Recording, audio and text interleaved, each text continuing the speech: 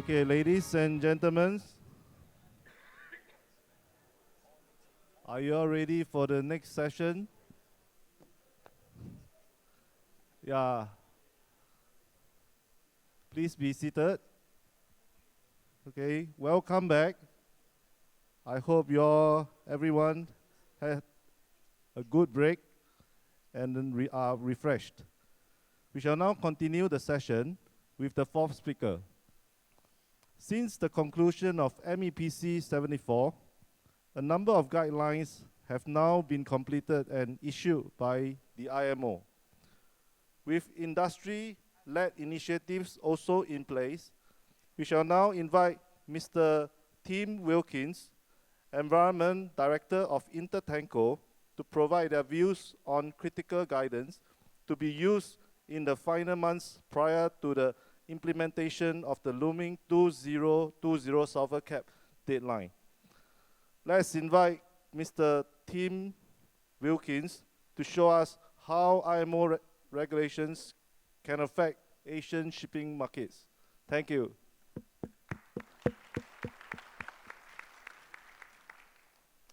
Thank you very much, Dylan. Thanks very much to the Asian Ship Owners Association for once again inviting Intertanko to be part of this important event. It's a real pleasure to be here in Bangkok and also to be able to address this distinguished forum. Thank you very much. What I'm going to try and do is try and condense the fallout from MEPC 74, which is the last MEPC before the entry into force of the 2020 global sulfur cap requirements. I'm going to try and condense it into 10 minutes, which is going to be a bit of a challenge because there's a lot to get through. There was a lot of work that took place during MEPC 74 by the ship owner industry associations that were present. I have to give credit to all the associations and the technical teams within these organizations who worked extremely hard at very late at night to cover, as you'll see in a moment, a whole plethora, a whole range of statutory regulatory requirements related to 2020. And I think on the whole, the ship owning aspect has come out reasonably well. We have fought very hard for certain elements to be taken into account, and I think all credit to those NGOs, shipping NGOs that were present at MEPC.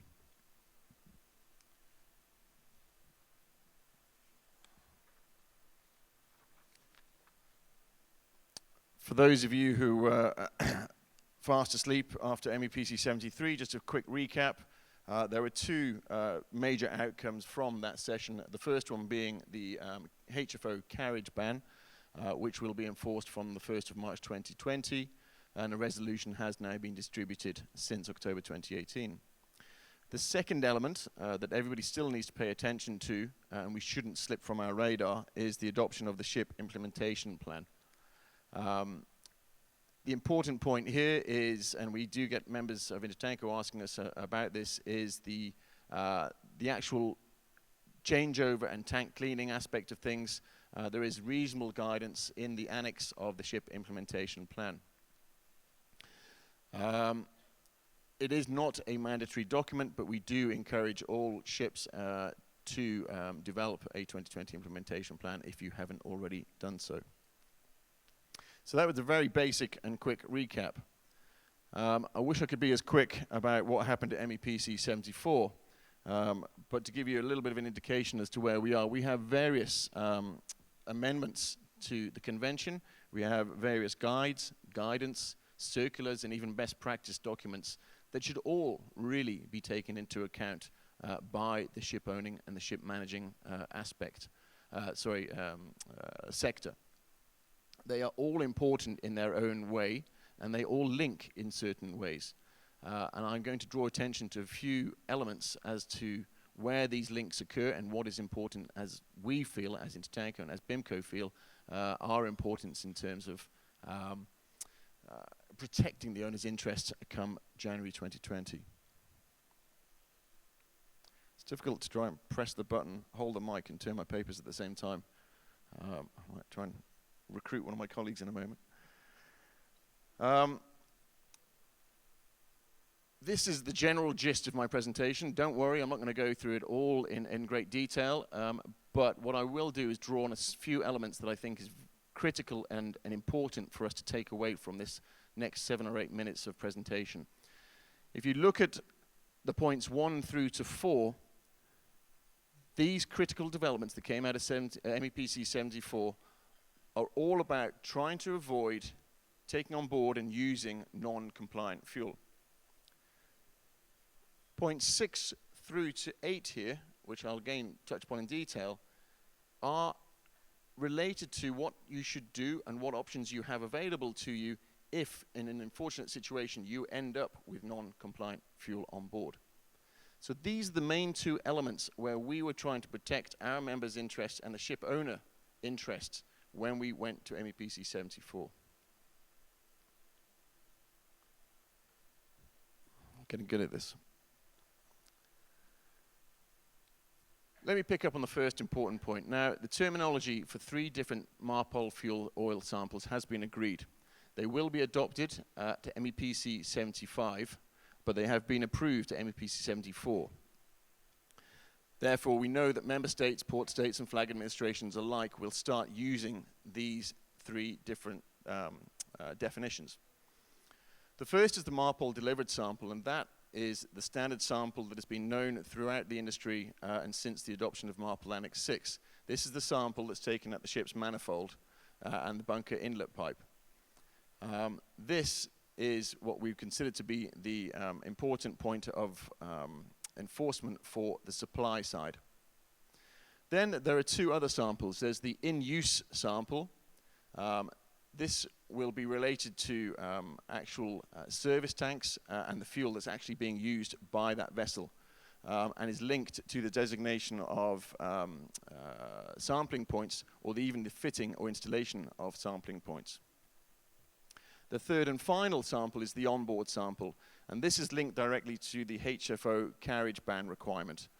This will be a sample taken from your bunker or fuel oil storage tanks.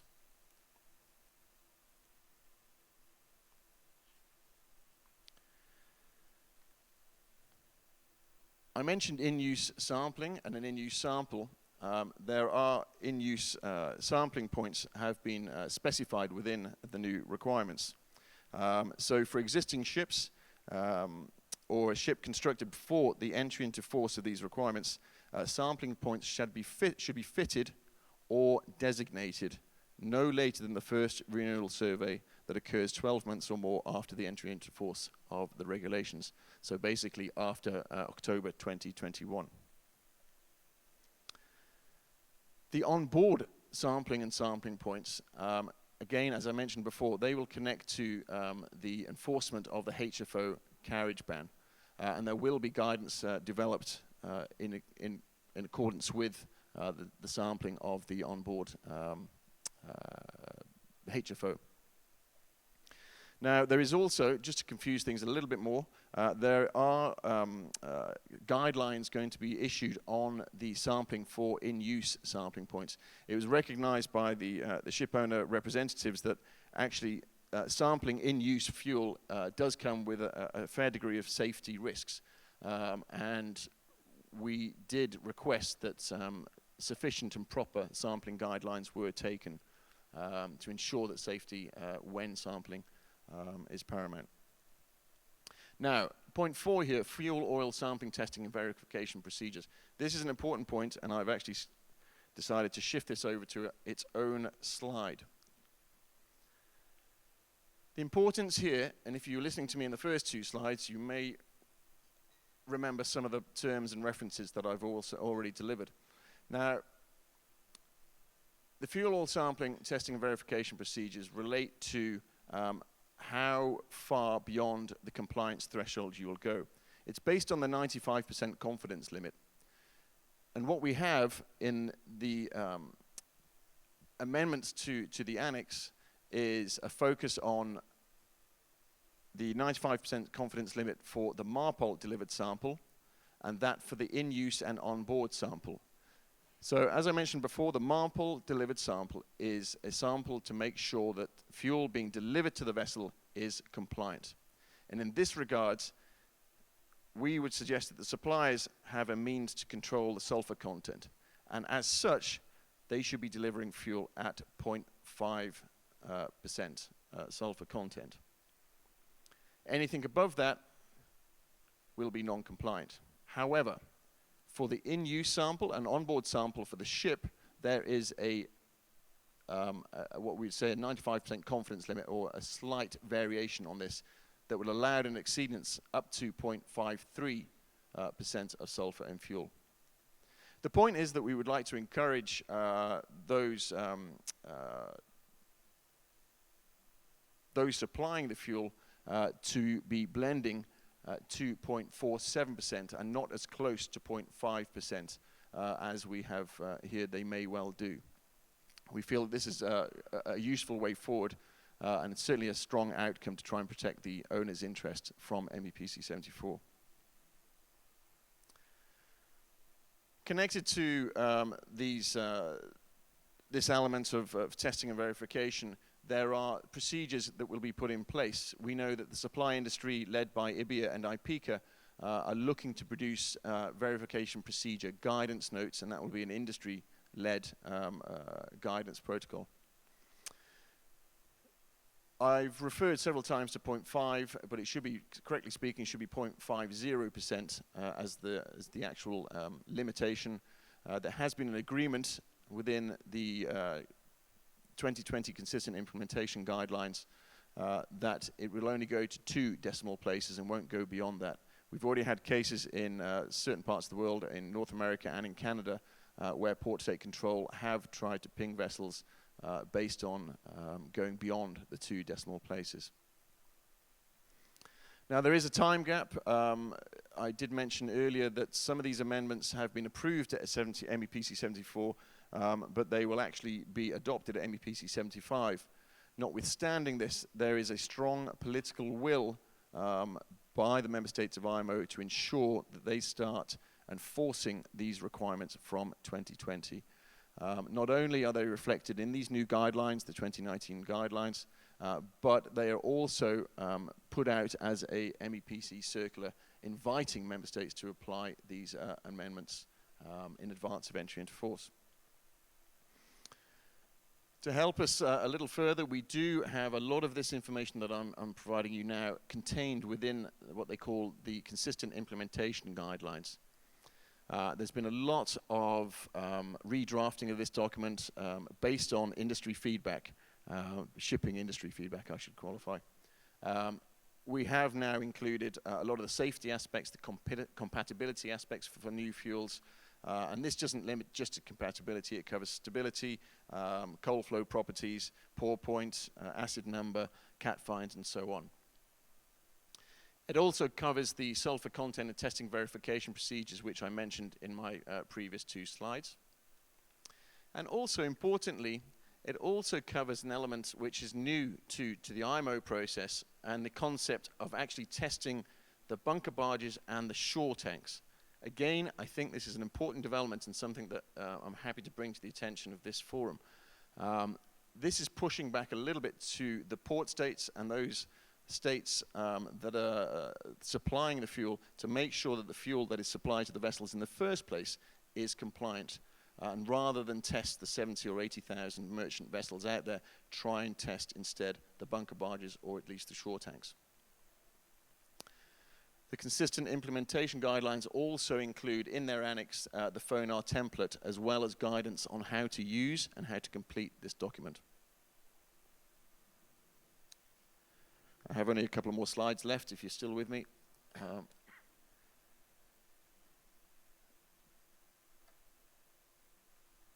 I was highlighting the point in the consistent implementation guidelines about a push back towards the supply side and towards the coastal and port states.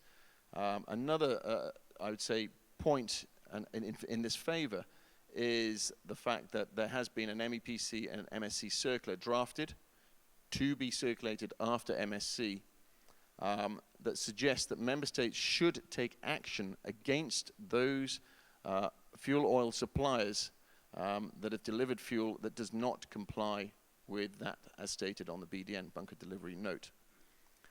We put the point in there within this. It's only one-page circular, and there's only one paragraph within that circular that actually states that members are encouraged to take action against those suppliers if they are found, not proven, but found to have delivered fuel that does not comply. Now, point 7 and point 8 here are, I would say, case studies. The first case study is a study as to what will happen if you cannot obtain compliant fuel and you have issued a FONAR. What is the Port State Control expected to do, and what are you expected to do? So they have developed interim guidance. It's not very detailed, and it is largely on a case-by-case basis. The four major points are on a contingency measure or options for port states to deal with you if you've issued a FONAR and you have non-compliant fuel on board. Generally, you can undertake an action already identified in your ship implementation plan. You can discharge it to a receiving ship or to a port reception facility, or a port state may offer an alternative method for managing that fuel on board. There may be operational aspects as well as the fourth element, retaining the fuel on board, or even modifying the sailing pattern to be able to rebunker. So that was considered to be the case 1 FONAR situation. Now, we also alerted the member states to the scenario that, in fact, you have taken on board what you consider to be compliant fuel. You've undertaken your independent testing through one of your testing laboratories, and a week later you found that actually that fuel is non-compliant, even though that the BDN says it is compliant.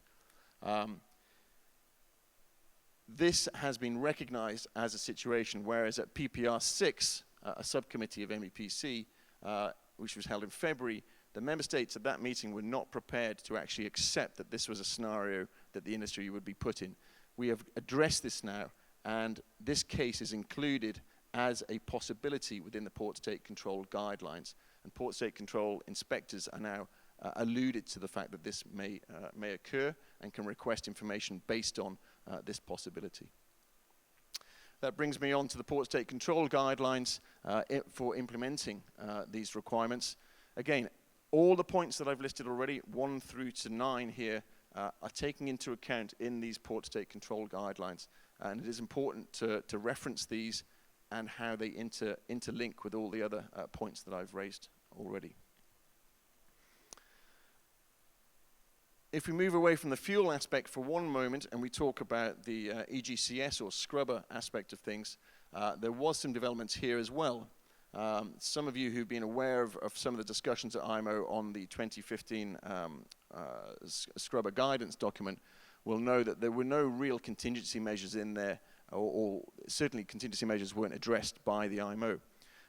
There is a recognition now that these systems may fail, and if they do fail, there are contingency measures in place. The point on the slide, I'm sure it's very low down for those of you in the front, but basically if you have a breakdown of more than 1 hour or repetitive failure, you do need to report this to the flag or the port state. Then you fall into the category of contingency measures, dealing on a case-by-case basis with that Port State Control. This is my final slide. Just to highlight, whilst these documents, these 3 best practice documents, weren't necessarily fully drafted at MEPC 74, small amendments were made to them that I think are relatively important. And I will suggest that you do familiarize yourself with these 3 pieces of work. They're not all extensive or all that long, but they do have some salient points. Now, I'd just like to be consistent in my presentation and just come again for the 3rd time back to this point on 11.1 here, member states, coastal states, the best practice. Again, the industry's been successful in pushing back and suggesting that actually it's time to regulate the delivery of fuel at source. And we've inserted there the possibility of a bunker licensing scheme, not dissimilar, I would say, to that we find in Singapore. It's voluntary, and again, these are best practice, so it's voluntary by nature anyway. but at least there's starting to become more of a groundswell of enthusiasm and recognition, I should say, for licensing and for actually enforcing compliant fuel at source. My final comment, Chairman, and I will wrap up, Dylan, in a moment. My final comment is just to say that there are some industry-led issues going on or work going on, and one point is the joint industry project led by primarily the supply side, IPICA, OCIMF, CMAC, and IBIA. There is a joint industry project, and guidance will be issued, we understand, in July this year. I will end by saying it's interesting. A lot of Intertanko members have come to us, and particularly our technical team in Intertanko, and said, look, can you give us some guidance on this? Well, there is a lot of guidance out there, and it's almost like you need some sort of guidance to get through the guidance. But what I'd recommend is there's no substitute. There's some really, really important and salient points in all these documents. Reading them in the right order is a bit of a challenge. This presentation may help, and you can have these slides afterwards. But please do avail yourself. There's a lot of good work in here, a lot of good work by the ship owner organizations at IMO to try and help those unusual and awkward cases that may arise after 2020. Chairman, thank you very much for your time. Thank you, team, for your detailed report. Today, we also have with us our distinguished guest speakers from BIMCO, Mr. Michael Luan, the Deputy Secretary General, and Mr. Wei Zhuang, their Regional Manager for Asia, to provide their views on commercial and chartering implications in the introduction of the 2020 fuel clauses and the scrubber guidelines. Let us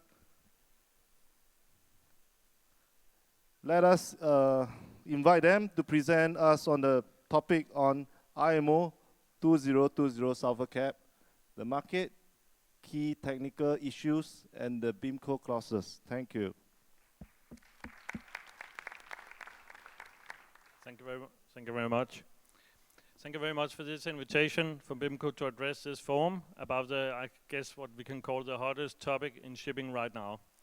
The IMO 2020 sulfur cap could turn out to be the biggest regulatory disruption in shipping ever. Time will show how we will deal with it. What we will do here today is we will talk a little bit about the market impact. We'll be very brief, indicating some elements that could happen. We will be I will be extremely brief on the technical issues. We had the great presentations from Tim covering the key issues, and then we will wrap it up with a few comments on the BIMCO clauses, which of course are close to our hearts.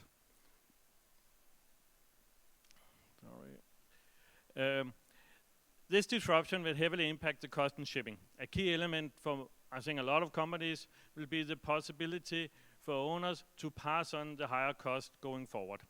Unless these costs can be passed on to the end consumer through the whole supply chain, profit margins will be reduced everywhere. Over time, we will pass this on to the end users. The tricky thing is how to get there. The increased cost will come from two elements. One is to purchase compliant fuel, which will be, time will show how much, more expensive than the heavy sulfur fuel oil we use today. And the other alternative in general is abatement technology that will allow carriage and consumption of heavy sulfur fuel oil past the 1st March and 1st January deadlines. Let's have a look at the numbers here. Assuming the entire shipping industry consumes around 300 million tons a year of fuel, we can value that at around $127 billion based on the prices in Singapore last week. A shift to ultra-low sulfur fuel oil, we could assume there will be a price at a markup of 40%, means that the extra cost of fuel would amount to, or could amount to, more than $50 billion. It's a major change in our industry. A big question is, of course, how will the spread be? How big will the difference be between the ultra-low sulfur fuel and the heavy sulfur fuel oil that we use today? We do not know. Some say that it could be around $40. Some say perhaps around $600. This is a key unknown for all of us. It's a bit difficult to say exactly how it will end, and there's a bit silence before the storm, you can say right now. We will be a lot wiser when we go into Q4. Here we will see the real demand surface, and we will see the real prices surface too. What we could see is a risk for a price hike. That especially for the low sulfur fuel, which will be competing with fuel use ashore. But we can also see that the heavy sulfur fuel that we use today, it could be really cheap, even perhaps falling off the cliff price-wise. Basically, the IMO 2020 sulfur cap regulation is a risk management exercise. You either buy heavy sulfur fuel and use a scrubber, or you buy compliant fuel. Other alternatives, of course, exist, but very, very low uptake, and that is LNG, ammonia, hydrogen, and so on.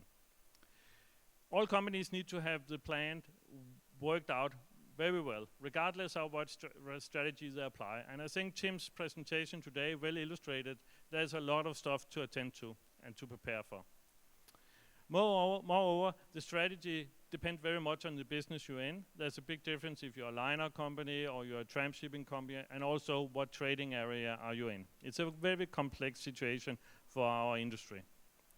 There's been a lot of talk about scrubbers, and you need to consider it, or some do. The fuel spread will of course be a decisive factor here. The bigger the spread is, the more tempting it would be to buy a scrubber.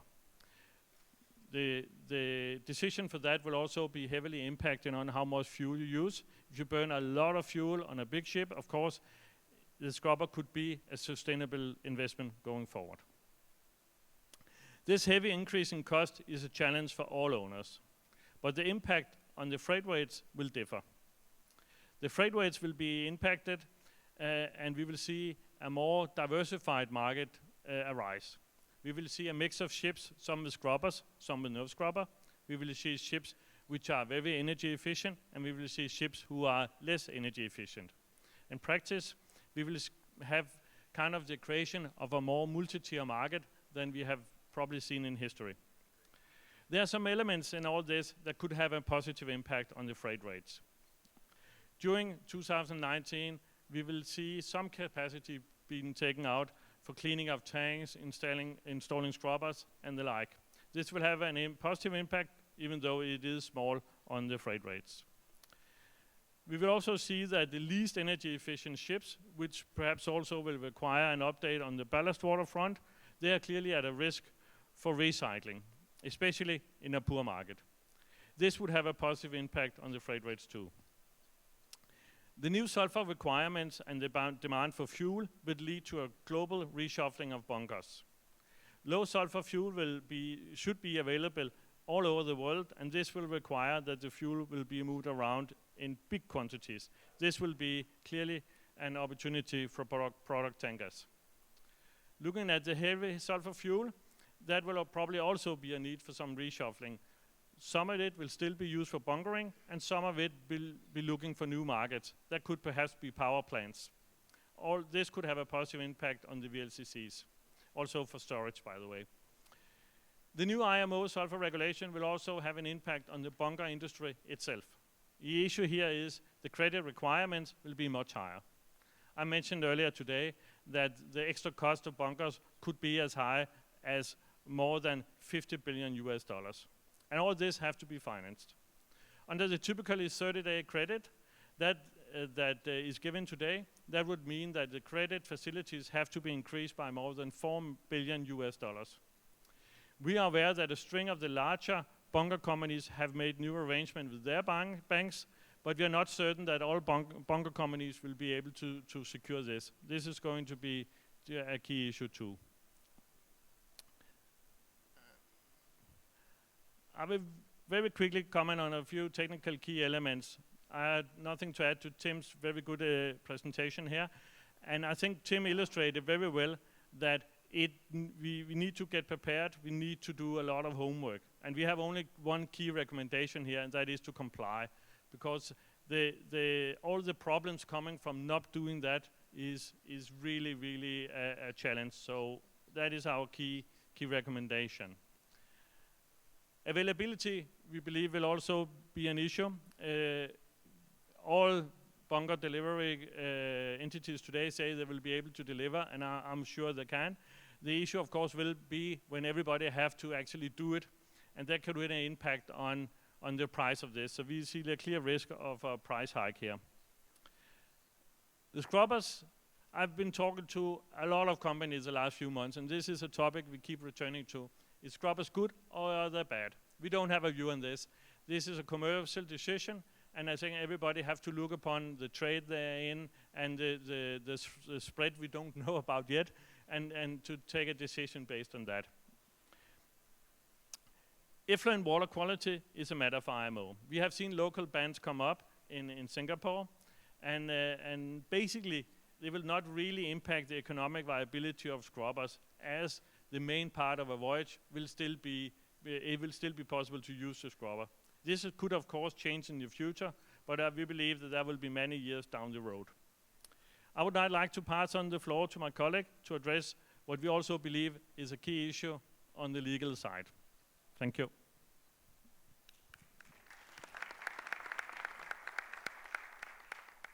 Thank you very much. Thank you very much, ladies and gentlemen. Actually, I wanted to address about the commercial and legal, which is more complicated. But I can assure you, I only one slide. So that will be fairly simple for me, but actually it's not really the case. Some suggestions actually, it is not wise to keep the young shipping executive waiting so long, so I'll try my best to speed up a little bit. Well, meanwhile, I still realize, just that I like the very famous say that the happiness doesn't ready-made. You have to come with your own action. So I will try my best to earn some kind of credits for the dinner afterwards. Well, as you may know, that at BIMCO we developed existing 2 clauses to tackle the IMO 2020 silver cap. And so far, it is widely accepted by the industry, which we are so proud of that. And we also considered the possibility to develop a scrubber clause. However, after further investigation together with Intertanko and BIMCO, we realized actually scrubber is more commercial bet. And it really depends between the owners and charters. So it appears that the BIMCO is not the real strong legal reason for doing a dedicated scrubber clause, because it's just a part of the ship. If you agree to be integrate the equipment on board, then it's the owner's responsibility to ensure it works properly. However, still we realize it's a solid demand in the market, although it's very tiny proportion for the scrubber industry. So as a result, we worked so hard with Intertanko, and we jointly released a scrubber guideline. Just was released last Friday. And many commercial concerns has been clarified from that guideline. Starting from, for example, how should I concern with the time charter party, and what kind of clauses relate to the void charter party I needed to take into consideration, and whether if the scrubber is breakdown or malfunction, it will be off hire or not. So I was strongly recommended, ladies and gentlemen here, to freely download the scrubber guidelines, either from Intertanko or from BIMCO website. I also have a hard copy friends from team, so I should wave here. If you wanted to interest in have a look, just chase me or team afterwards. And the traditional, so far we developed, as you can see from the slides, we have 2 clauses. The first is the 2020 transitional fuel clause. The essential element behind is BIMCO we realize this is a one-off event anyway, especially under the time charter party when the ship was chartered in before the 2020, the January 1st, but it will be delivered after that. Then the owners and the charterers needed to collaborate closely to ensure a smooth implementation. So on top of that, we keep encouraging our owner members. You definitely needed to work hard and closely with your charter. Without their understanding and support, it is no-go. For example, at that transition clause, we took a very balanced approach. That means charter is responsible to pay to offload and dispose of any remaining non-compliant fuel if you are not able to burn before that. deadline. And also it's an obligation to the owners. You need to ensure the ship it is fit to receive the compliant fuel. On the other hand, we deliberately try to avoid to specify the transitional clause too much prescriptive, because we realized in reality the factor varies from ships to ships. It depends ships' ages, depends business model of ship owners, and also it depends the procedure, even with the cleaning or the additives you usually use. And the second clause is about a 2020 marine fuel sulfur content clause. And that is, we wanted to tackle a very basic obligation to comply with the MARPOL Annex 6. In a simple way, is how to ensure the compliance between the owner and the charter. Meanwhile, let me highlight here that being called 2020 marine fuel sulfur content clause, we would like to ask or invite our owner member to use the other being called suit bunker clauses as a package. That means all that package clauses is work compatible and as the integral part of that marine fuel sulfur content clause. Perhaps if you look at the BINCO's website, especially you'll get the extension from the BINCO package suits, because that suit of bunker clause, it covered a lot of facts. For example, how to deal with the bunker's quality, what will be the liability afterwards if something happened. Operations, samplings, testing procedures, and even price adjustment.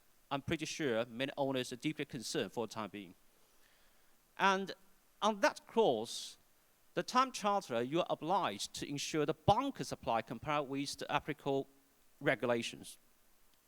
In short, if charter, you are in breach of the obligation, and the ship should remain on hire, because we treat it as an indemnity scheme in favor to the owners.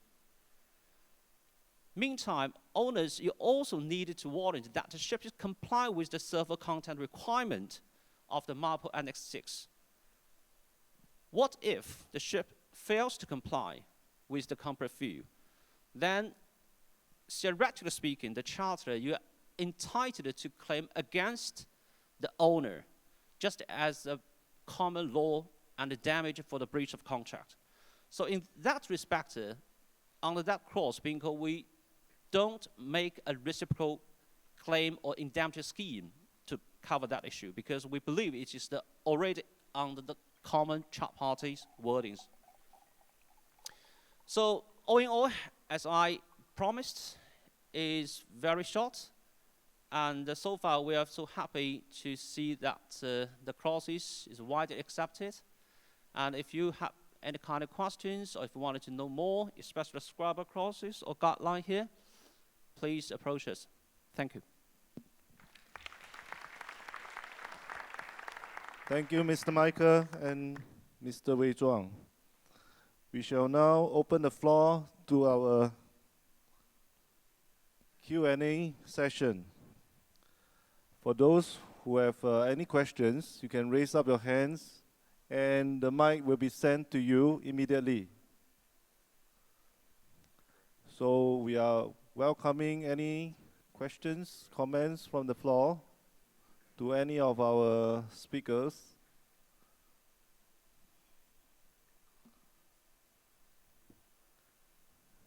You mean there's no questions from the floor?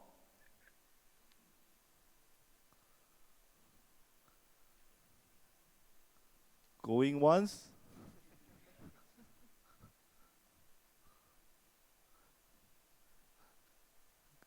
You are all looking forward to end the session soon.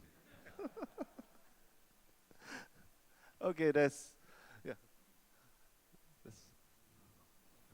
finally we have.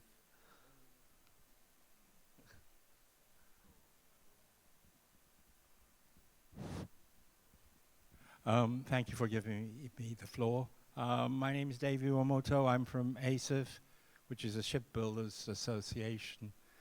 Listening to, I'm not particularly addressing to any particular presentation, but there has been in the first few presentations that gave me a question: what will the shipbuilders going to do as a role?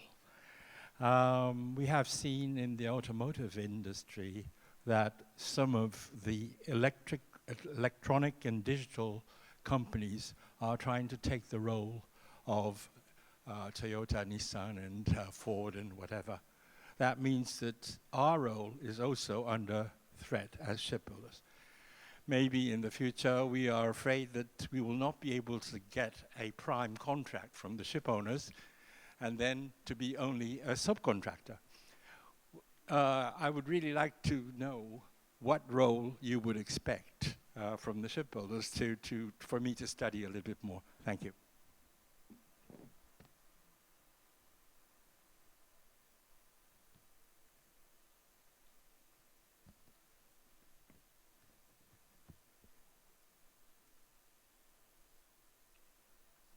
Sorry, because we don't really quite get the questions. Would you mind to repeat the questions again? Shall I repeat? Yes, correct. Well, I might say it in a different way. So, with the change of technology, with a lot more artificial intelligence, or let's say IoT and all these computer technologies coming in, we can see in the automotive industry that the role of car manufacturers going into automatic driving is under threat because of the intervention of various capable electronic companies coming in to take the lead. And what is seemingly happening in the shipbuilding or the shipping industry is that the technology is going very, very quickly, so that what we have been saying that it is our expertise is going to be taken over by some new technologies. One person, I think, presenter said that there is 3D printing. Now, if 3D printing does the whole job to build a hull of the ship, then there's no need for a shipbuilder. So that is the kind of threat that we are feeling, and I'm just going to present my question to anybody who might be able to answer this. What is the role do you expect from the shipbuilder in this sort of a quickly changing technical world? Is that okay? Yes. Anybody? Maybe Mr. Lucas? Are you able to answer that question? Thank you very much. I'll try. Well, in our view, I mean, the ship owners, they definitely have to try to embrace the change that is happening and utilize technology to drive efficiencies, to drive cost savings, to drive operational savings. Because if ship owners do not do that, I mean, if some ship owners decide not to do that, they will be outpaced by those who do it. And we've already seen that some companies, they've already been able to achieve significant operating cost savings by working with technological solutions, new technology, over the last 2 years. So, I mean, it's a choice of a ship owner to do that or not, and demand certain things also at the new building construction phase. So, giving you the also answer to the shipbuilding challenge, I mean, you will see as a shipbuilder, most likely increasing challenges, increasing expectations from ship owners. One of the new ways of reducing, for example, fuel consumption is asymmetric stern, which has been a solution in place for almost 50 years, but only now technology is allowing to build ships with asymmetric stern, which gives at least 3% fuel savings. So there will be increasing demand. There will be also these old designs that we have seen in the shipyards for many years. They will be challenged, and I can only encourage ship owners to challenge the initial proposals that you are getting from shipyards in order for you to stay competitive. And if you don't do it, then there is a risk, as it was mentioned several times, that these vessels that will be highly energy inefficient, that they will be at significant risk of being basically idle or not charterable. And we already see also banks keeping an eye on this element. Yeah. So I'm not sure if it answers the question, but perhaps it's. Yeah. So, does that answer to your question, Mr. Iwamoto-san? Well, thank you for the guidance. I think we are doing what we can to try and improve efficiency, but we do need to listen a lot more to what the ship owners are saying. I think what we have been trying to do in the past was to build ships faster and cheaper, but that is not only the solution that we would like to see in the future. We will seek for more quality-based, but with more closer coordination with the ship owners. That is what we would like to do. We like to do this, but we don't know really how to do it. It's a difficult challenge. Thank you. Thank you. So now we have only. Sorry. Okay. David raised a very good point. I think the technology is really is going to be the most important thing for our entire industry, because if you look at all the issues on carbon decarbonization, all the IMO rules, if you look at 2030, 2050, we're now looking at, if we want to build a ship for 25 years, basically we already have to deal with how we're going to reduce all the carbon emission by 50%. But as far as I know, there's no technology available for our industry right now. And in fact, we worry about new technology displacing Toyotas or whatever. But if you look at the auto industry, at least you have somebody like Elon Musk, Tesla, actually coming up with new technology that's addressing the issue. But we have nobody in shipping. So I think what's very important now is all the industry groups, all the associations talk to their country, state, United Nations, or their universities.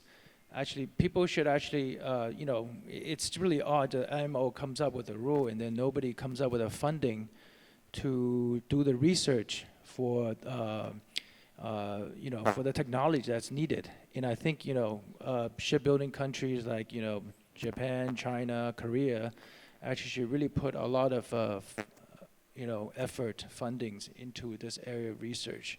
And I hope, today people can go back and think about this and take some action. Thank you. Thank you. Thank you. Thank you, delegates. Thank you, everybody. Oh, we still have one question, Ray. Can somebody pass the mic?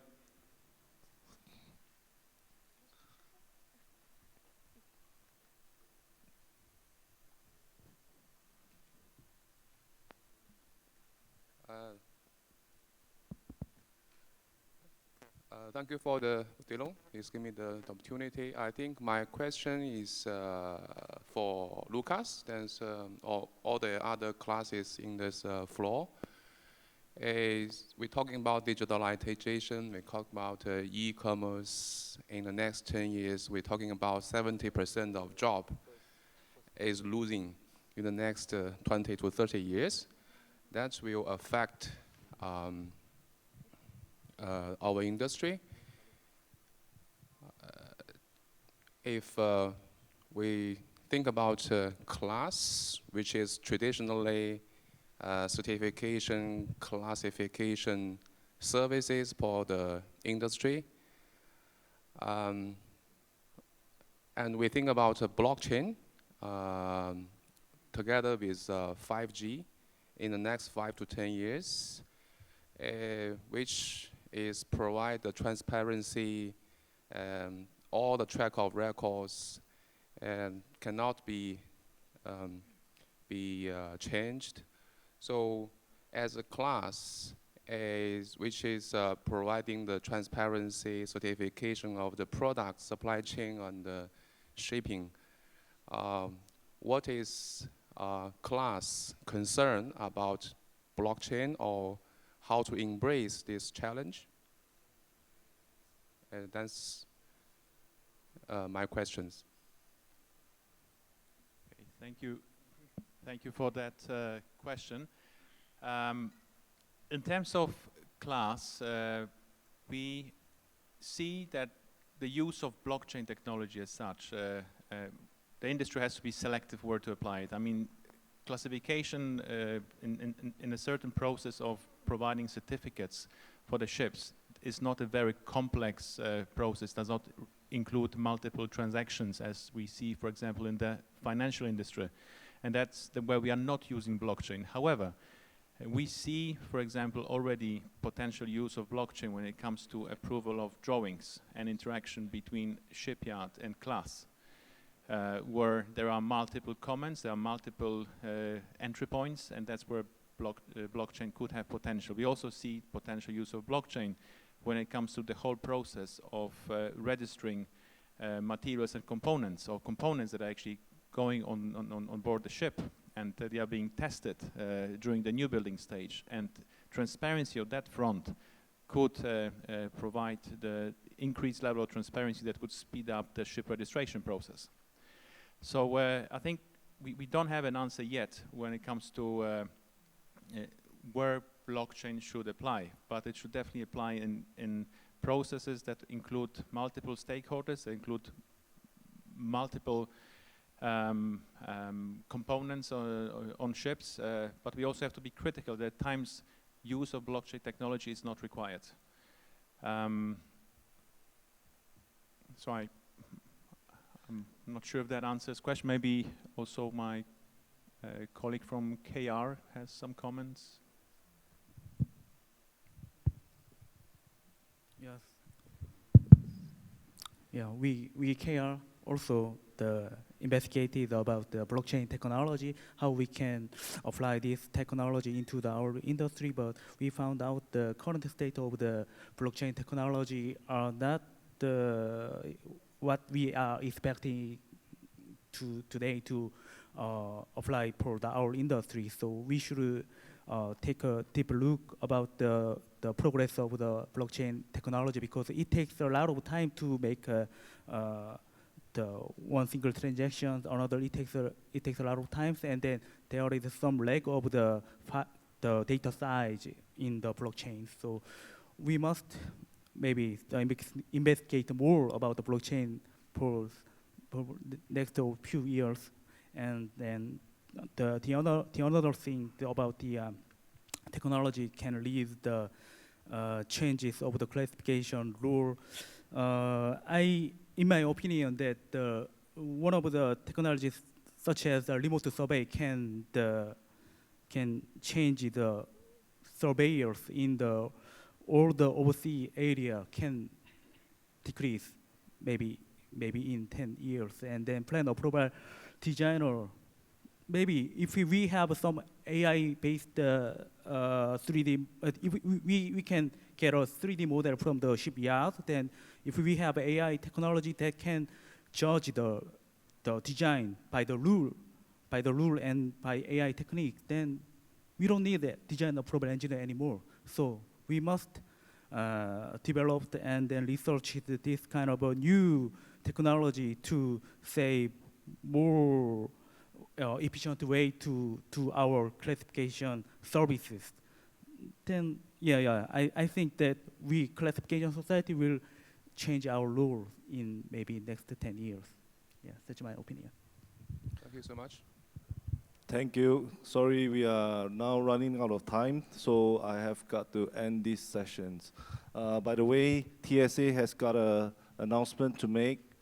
We'll pass the mic to Kun Chaiwat. Yes, just a soft reminder. We still have 2 sessions to go this afternoon. Okay. Next, who registered to attend the young shipping executive session? Okay, please, could you move to the next door?